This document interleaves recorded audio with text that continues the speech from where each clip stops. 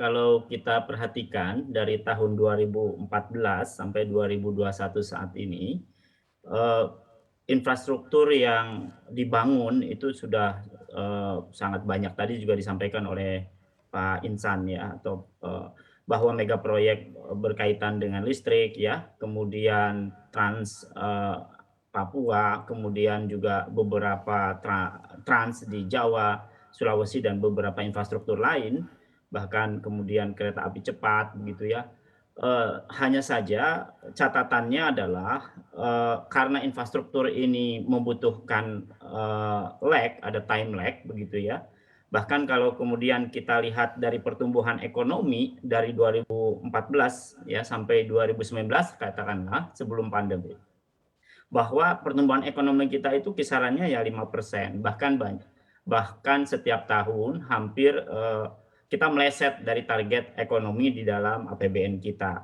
Artinya memang infrastruktur selama 7 tahun ini masih belum memberikan optimalisasi utilitasnya terhadap, harapan dari, dorongan dan, mendongkrak pertumbuhan ekonomi kita. Bahkan, yang paling penting sebenarnya infrastruktur ini bisa, meningkatkan daya saing kita, kemudian juga, bisa, menekan biaya logistik yang kemudian efisiensi.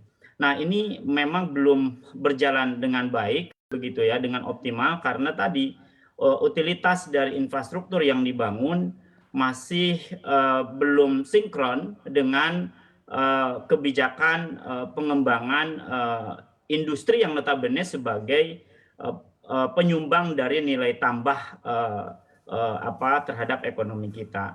Dan juga, dorongan terhadap, pembentukan produk-produk, berbasis manufaktur yang harapannya itu bisa, didorong kemudian, ditekan, biayanya sehingga efisiensinya terjadi.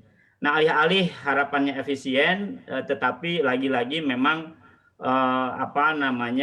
efisiensi ini masih belum bisa terjawab dengan infrastruktur yang dibangun.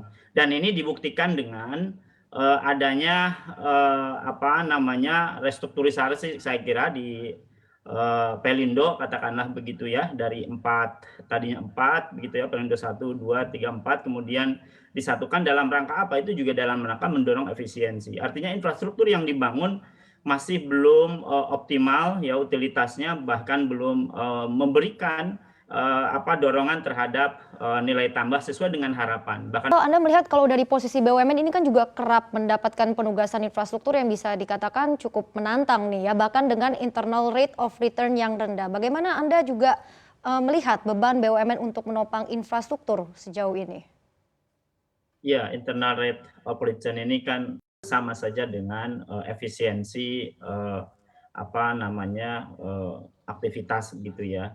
Dan lagi-lagi memang seringkali nampaknya BUMN ini ketika dapat mandatori, karena ini mandatori dari presiden begitu ya, seringkali, perhitungannya itu, mesti lebih jeli lagi gitu ya, lebih teliti, bahkan kemudian dengan, hitungan-hitungan yang jauh lebih akurat saya kira.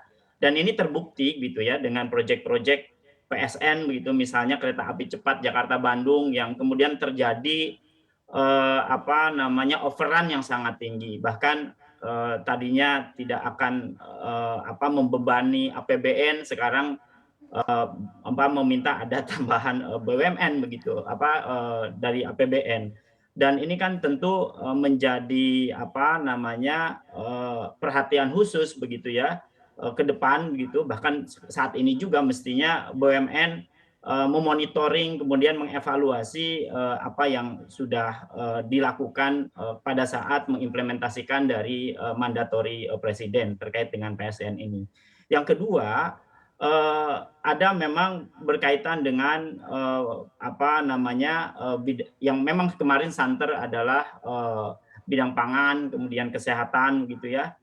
Ini juga menjadi, hal yang saya kira perlu diperhatikan betul begitu ya, apalagi, di tengah kondisi, pandemi dan juga recovery ekonomi kita dan juga transformasi ekonomi kita,